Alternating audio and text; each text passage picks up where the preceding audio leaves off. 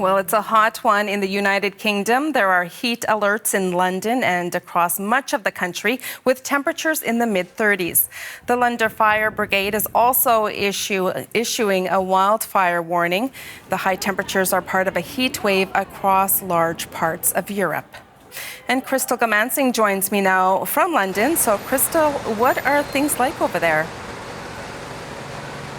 Oh, Anita, it is sunny, sweltering, and quite sweaty. There's a possibility the temperature today could reach 34 degrees Celsius. If that happens, it would be one of the hottest June days on record.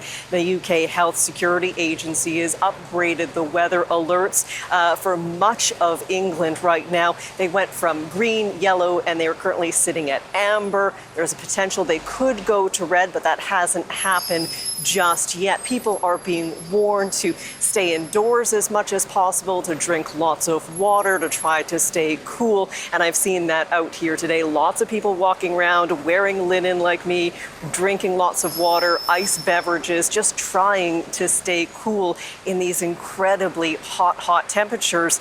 Everyone here is talking about the fact that it could get hotter in England than Barbados, Jamaica, or Mexico today. So it is definitely something people are talking about. But it's not just the UK. There is that heat dome right across the continent right now. And that's really just trapping in the heat. In France, for example, 101 administrative regions have heat alerts. Some schools have been canceled as a sort of a proactive measure just because they can't keep kids cool enough to keep them indoors. Then also we're seeing potential for records in Germany, Italy, as well as France and in Spain. And of course, this is prime tour season, so a lot of people out trying to enjoy the sights, and they are really struggling trying to heed those messages to keep cool.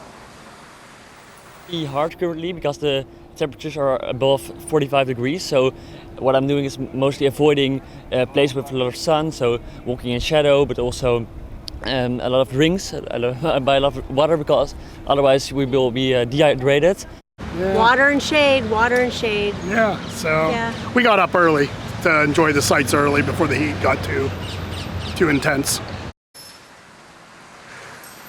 Water and shade, that's what everyone is looking for. I don't have any shade here with me right now, but I was standing in a little tiny shaded area a little bit earlier. Right across Europe, temperatures somewhere in the 30s, even going into the mid-40s. And the thing to keep in mind is that air conditioning, not very common across Europe, so it's not just about daytime highs. It's not going to get a whole lot cooler in the evenings as well, so that is a part of the warning to people right across Europe. And Crystal, what about the wildfire warnings for some parts of Europe? What are the risks there? Yeah, in particular, Greece is an area that we're paying attention to. Authorities there issuing some very stark warnings saying it is hot, it is dry and windy, and they've already seen some wildfires last week near Athens. They've had to deal with those, so they're encouraging people just to be extra cautious, saying even just a disregarded cigarette could cause a major incident. Greece prepared for a potential bad forest fire season this year. They brought on a record number of firefighters to deal with that potential. That number sitting around 18,000 as they are watching the fire situation, as well as everyone in Greece watching that fire potential very closely. Well, for you and others there, Crystal, do stay cool today. That's Crystal Gamansing in London.